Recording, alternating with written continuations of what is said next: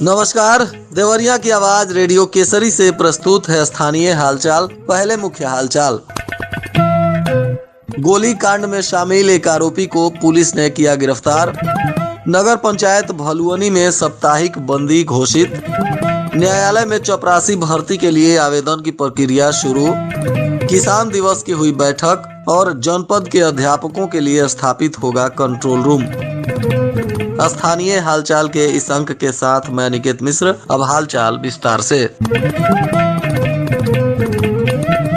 कोतवाली थाना क्षेत्र के चीतामन चक में रोहित यादव पर गोलीबारी करने वाले एक और आरोपी को पुलिस ने गिरफ्तार कर लिया है। इसमें 3 आरोपियों की पहले ही गिरफ्तारी हो चुकी है। अब गुप्त सूचना के आधार पर पुलिस ने चकियवा ढाला फाटक के पास छापेमारी की, जहां इस मामले में फरार चल रहे विकास यादव पुत्र स्वर्गीय राजेंद्र यादव, जो सकरापार थाना कोतवाली का निवासी है, इसे पुलिस ने गिरफ्तार कर लिया। इस मामले में 3 लोग पहले ही गिरफ्तार कर जेल भेजे जा चुके हैं, जिनमें पवन यादव, रोहित मणि त्रिपाठी और शिवम मिश्रा शामिल हैं। अभी गिरफ्तार किए गए आरोपी विकास यादव पर लगभग 10 मामले पहले से दर्ज हैं, जिनमें यह फरार चल रहा था।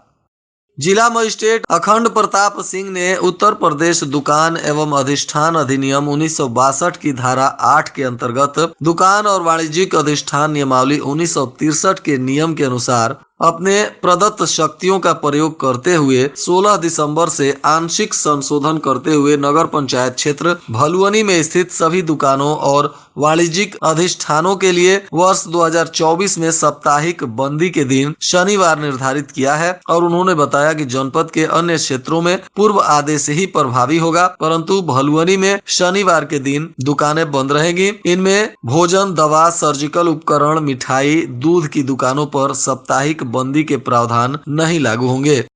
जनपद न्यायाधीश और अध्यक्ष जिला विधिक सेवा प्राधिकरण देवरिया के देवेंद्र सिंह ने बताया है कि जनपद में गठित अस्थायी लोक अदालत के संचालन को लेकर एक निश्चित मानदेय पर सेवानिवृत्त चपरासी पद के लिए इच्छुक अभ्यर्थी आवेदन कर सकते हैं। अभ्यर्थी की आयु 60 वर्ष से कम और 65 वर्ष से अधिक नहीं होनी चाहिए। एक चपरासी पद को लेकर न्यायालय अथवा कलेक्ट्रेट न्यायालय के सेवानिवृत्त कर्मचारियों को अधिकतम 2 वर्ष के लिए निर्धारित मानदेय 7,000 रुपए प्रति माह पर अनुबंधित कर काम कराया जाएगा। इच्छुक अभ्यर्थी अपना आवेदन 31 जनवरी 2024 तक कार्यालय जनपद न्यायाधीश देवरिया में स्वयं अथवा रजिस्टर्ड पोस्ट से भेज सकते हैं। मुख्य विकास अधिकारी प्रत्युष पांडे की अध्यक्षता में उत्तर प्रदेश शासन के निर्देशानुसार प्रत्येक महीने के तीसरे बुधवार को राजकीय अवकाश होने के कारण किसान दिवस का बैठक आज कलेक्ट्रेट के सभागार में किया गया। इसमें 5 शिकायतों का अनुपालन आया था, जिसमें आख्या अवगत करते हुए कृषि निदेशक ने कृषि विभाग की लाभकारी योजनाओं की जानकारी देते हुए बताया कि 20 जनवरी 2024 तक दोपहर से प्रधानमंत्री किसान ऊर्जा सुरक्षा एवं उत्थान महाअभियान सोलर पंप योजना के अंतर्गत जनपद में 2 HP DC-AC, 3 HP DC-AC, 5 HP AC-DC, 7.5 HP और 10 HP AC क्षमता के बुकिंग को लेकर पोर्टल खुलेगा। इच्छुक कृषक सोलर पंप हेतु बुकिंग करा सकते हैं।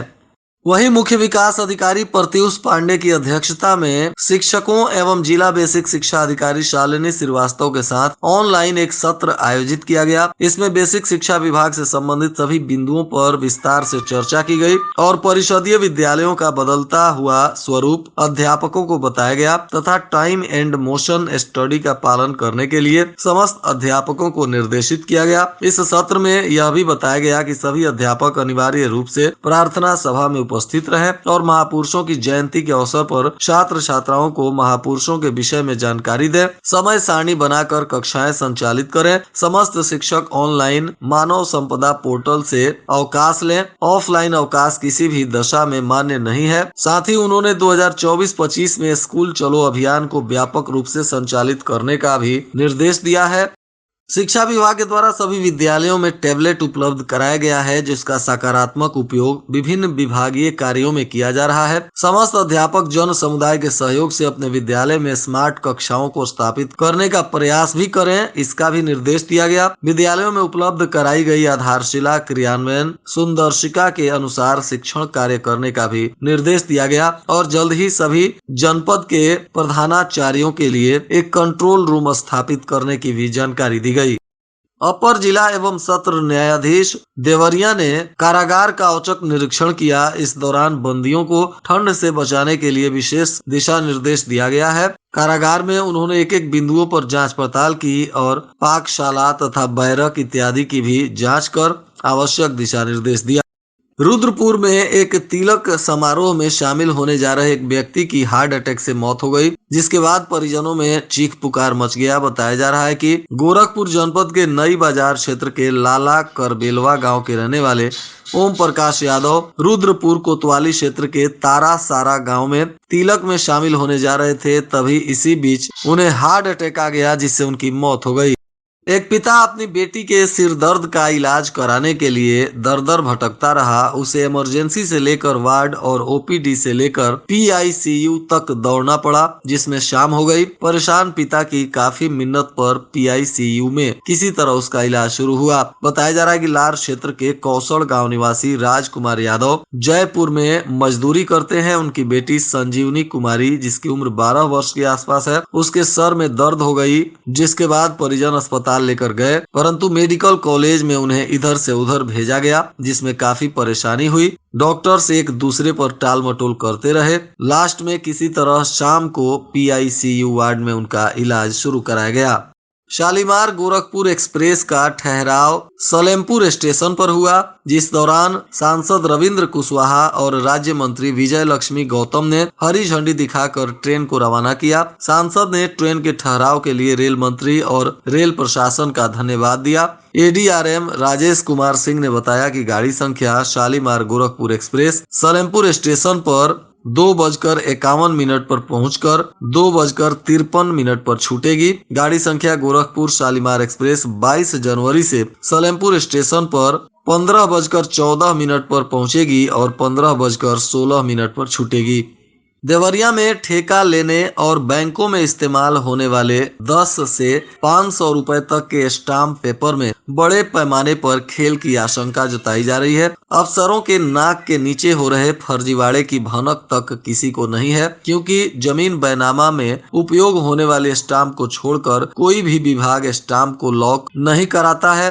ऐसे में एक स्टाम्प से दोहरा लाभ लिए जाने की चर्चा है। जानकारों का कहना है कि निष्पक्ष तरीके से जांच की जाए तो वेंडरों की गर्दनें फंस सकती हैं और राजस्व के करोड़ों रुपए के नुकसान पर भी अंकुश लग सकता है।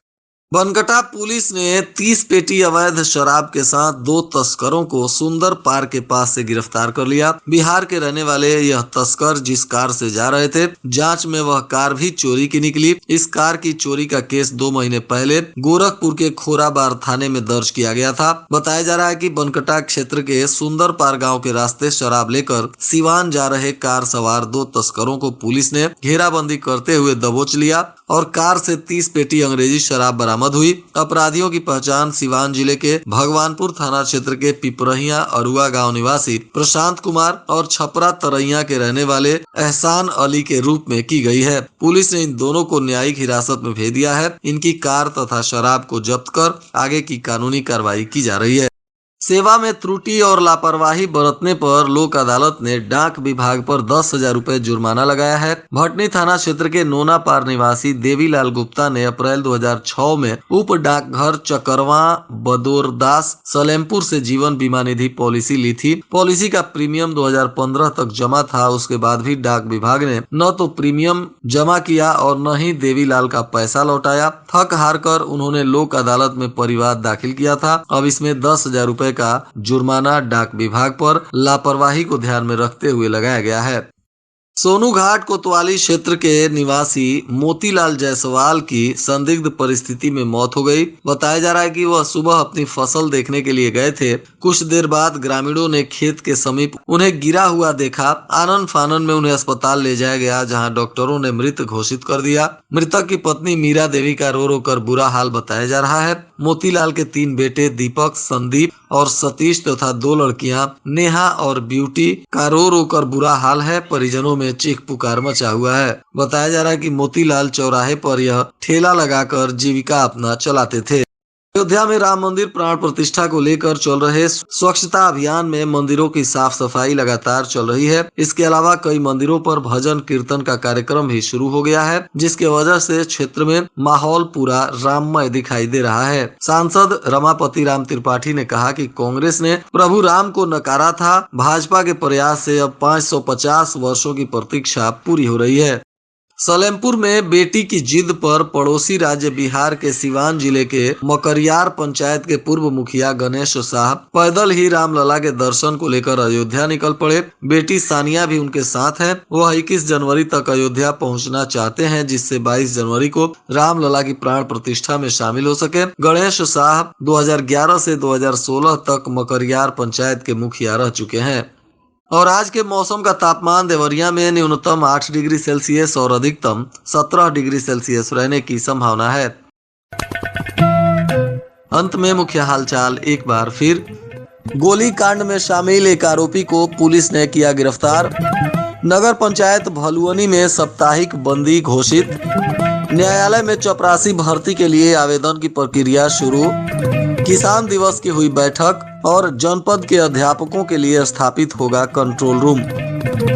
इसके साथ ही रेडियो केसरी से प्रसारित स्थानीय हालचाल का यह अंक समाप्त हुआ। नमस्कार।